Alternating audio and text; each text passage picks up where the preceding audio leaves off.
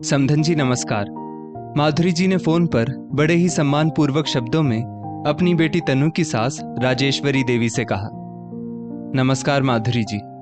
राजेश्वरी देवी ने भी रूखे से शब्दों में जवाब दे दिया। समधन जी कैसी हैं आप? माधुरी जी ने राजेश्वरी देवी के रूखेपन को अनदेखा करके फिर से बड़ी आत्मीयता के साथ पूछा। जी ठीक ही हूं, और बताइए कोई खास बात? फिर से राजेश्वरी देवी ने रूखे स्वर में पूछ लिया। हाँ समधन जी, खास बात तो है। आपको तो पता ही है कि रक्षाबंधन बिल्कुल सिर पर आ गया है, इसलिए तनु के पापा और भैया 2 दिन बाद तनु को रक्षाबंधन के लिए विदा करवाने के लिए आएंगे और आपसे हाथ जोड़कर विशेष अनुरोध है कि आप उसको उसके पापा और भाई के साथ जरूर भेज दीजिएगा, क्योंकि तनु की शादी के बाद ये उसका पहला रक्षाबंधन है। तीज पर तो खैर वो आ नहीं पाई, लेकिन कोई बात नहीं, आप रक्षाबंधन के लिए ही उसको भेज दीजिए। माधुरी जी ने अपनी समधन राजेश्वरी देवी से बड़े विनम्र शब्दों में अनुरोध करते हुए कहा। माधुरी जी, ये तो बहुत ही मुश्किल होगा, क्योंकि रक्षाबंधन पर मेरी बेटी पिंकी अपने पति और बच्चों के साथ दिन भर के लिए आती है, और इस बार तो वो और भी खुश होगी क्योंकि तनु उसकी इकलौती भाभी है। अगर तनु उसको यहाँ पर नहीं मिलेगी तो सोचिए उसको कितना ज्यादा खराब लगेगा। राजेश्वरी देवी ने माधुरी जी की भावनाओं को पूरी तरह से अनदेखा करते हुए साफ साफ शब्दों में मना कर दिया। लेकिन समधन जी, जरा आप ये भी तो सोचिए कि तनु का भी तो पहला रक्षाबंधन है, उसको अपने मायके आने का हक है कि नहीं? अभी तीज पर भी आपने बीमारी की वजह से उसको यहाँ पर नहीं आने दिया था, अब रक्षाबंधन पर भी मना कर रही है। माधुरी जी के शब्दों में पता नहीं क्यों, लेकिन राजेश्वरी देवी का नकारात्मक जवाब सुनकर हल्का सा रोष उभर आया। माधुरी जी, एक बात ध्यान रखिए, आप लोग लड़की वाले हैं और हम लोग लड़के वाले। आप लोगों को तो हमारा निर्णय हर हाल में मानना ही होगा। और फिर जब मेरी तबीयत खराब थी तो मैं तनु को कैसे वहां भेज देती? आज तो आपने मुझसे ऊंचे स्वर में बात की है, लेकिन आइंदा ये मत भूलिएगा कि लड़की वालों को हमेशा लड़के वालों के आगे दबकर रहना पड़ता है। ज्यादा नाक ऊंची करने की जरूरत नहीं है, वरना आपकी बेटी का मायके आना बिल्कुल ही बंद हो जाएगा। इतना कहकर राजेश्वरी देवी ने गुस्से के मारे फोन काट दिया, जबकि उधर से माधुरी जी हेलो हेलो ही करती रह गई। वो सोच सोच कर पछता रही थी कि बेकार ही वो राजेश्वरी देवी से ऊंचे स्वर में बोल पड़ी। लेकिन क्या करें, वो भी तो एक माँ है। पास ही रसोई में खड़ी काम करती हुई तनु अपनी सास की बातों को सुनकर बहुत ज्यादा दुखी हो गई। हरियाली तीज पर भी सासू माँ ने अपनी तबीयत की वजह से उसको मायके नहीं जाने दिया था, जबकि खराब तबीयत के नाम पर हल्का सा खांसी जुकाम ही तो था।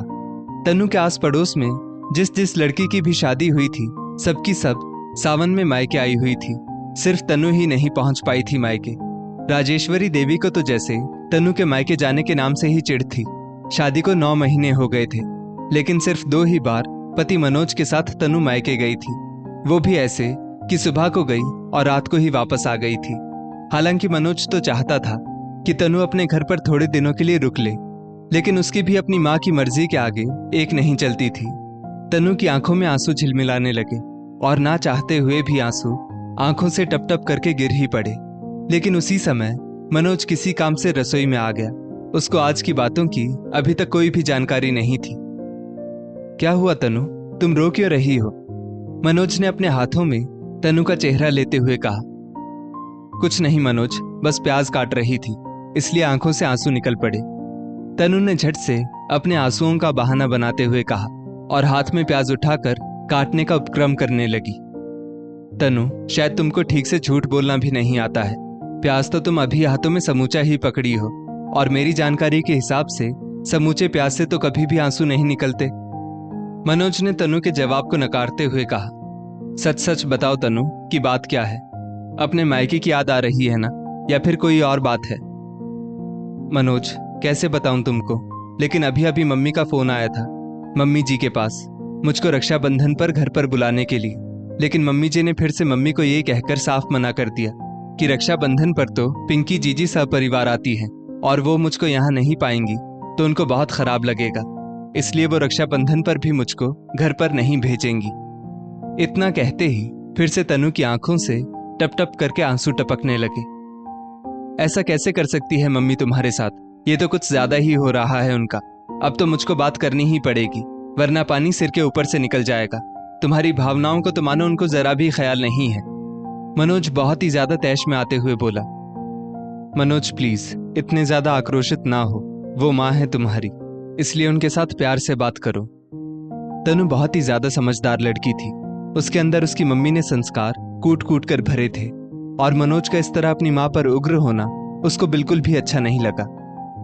पता नहीं किस मिट्टी की बनी हो यार तुम तनु, तुम्हारी जगह पर कोई और लड़की होती ना तो वो सचमुच आफत मचा देती, लेकिन तुम मुझको भी रोक रही हो। मनोज ने प्रशंसा भरी नजरों से तनु की ओर देखते हुए कहा। मनोज, तुमको पता है मेरी मम्मी ने विदा करते हुए मुझसे कहा था कि कभी भी अपनी सास से ऊंची आवाज में बात मत करना। वो तुम्हारी सास है, मतलब तुम्हारी एक और माँ।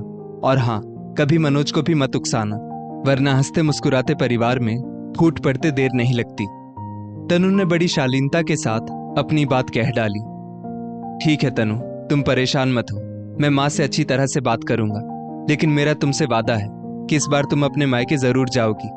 मनोज एक दृढ़ निश्चय के साथ किचन से बाहर निकल गया। मम्मी, दीदी आ रही है ना रक्षाबंधन पर इस बार या नहीं? मनोज ने बात को घुमाते हुए माँ राजेश्वरी देवी से कहा। अरे हाँ, क्यों नहीं आएगी वो तो हर साल ही आती है, लेकिन तुम ये बात अचानक क्यों पूछ रहे हो, जबकि तुमको भी अच्छी तरह से पता है कि पिंकी का एक भी रक्षाबंधन खाली नहीं गया। राजेश्वरी देवी बेटी के आने की बात कहकर बहुत ही ज्यादा खुश हो गई। तो फिर मम्मी, तनु भी तो अपने मायके जाएगी ना? मनोज ने ये बात शब्दों पर विशेष जोर देते हुए कही। अरे मनोज बेटा, तनु तो बिल्कुल भी नहीं जाएगी। पिंकी आएगी तो क्या अच्छा लगेगा कि उसको उसकी इकलौती भाभी घर पर ना मिले? अभी थोड़ी देर पहले उसकी मम्मी का फोन भी आया था रक्षाबंधन में बुलाने के लिए, राजेश्वरी देवी ने मनोज को बताते हुए कहा। तो फिर आपने उनको क्या जवाब दिया? मनोज जानबूझकर अनजान बनते हुए बोला। अरे मैंने उनको मना कर दिया, और क्या कहती मैंने सही किया ना बेटा? राजेश्वरी देवी ने मनोज को भी अपने साथ में लेना चाहा। मम्मी, आपने तो ये बहुत गलत किया। अब आप ही बताइए, ना तो तनु हरियाली तीज पर अपने घर जा पाई और ना ही रक्षाबंधन पर जा पाएगी। उसके भी कुछ अरमान है या नहीं?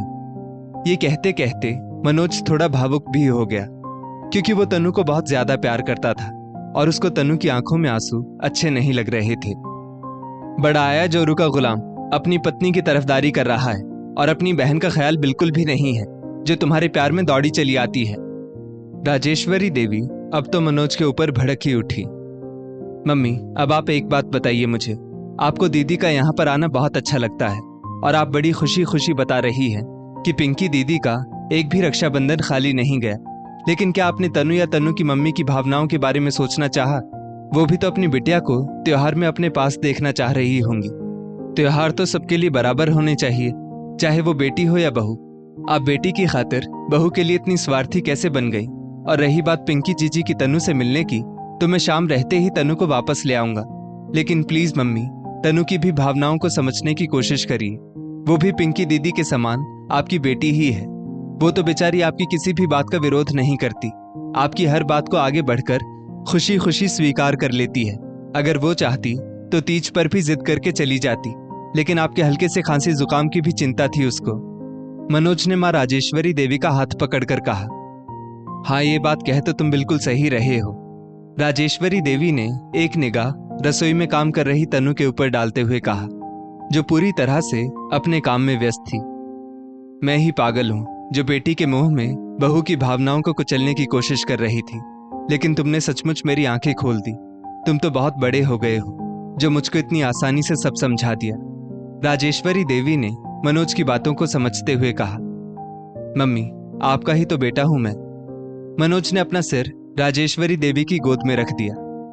चलो ठीक है, अब ज्यादा बटरिंगबाजी नहीं। मुझको अभी समधन जी को फोन करना है कि वो समधी जी और राहुल को तनु को विदा करवाने के लिए भेज दे। पता नहीं उनके दिमाग में क्या चल रहा होगा, और साथ ही साथ मुझे तनु की विदाई की तैयारी भी तो करनी है।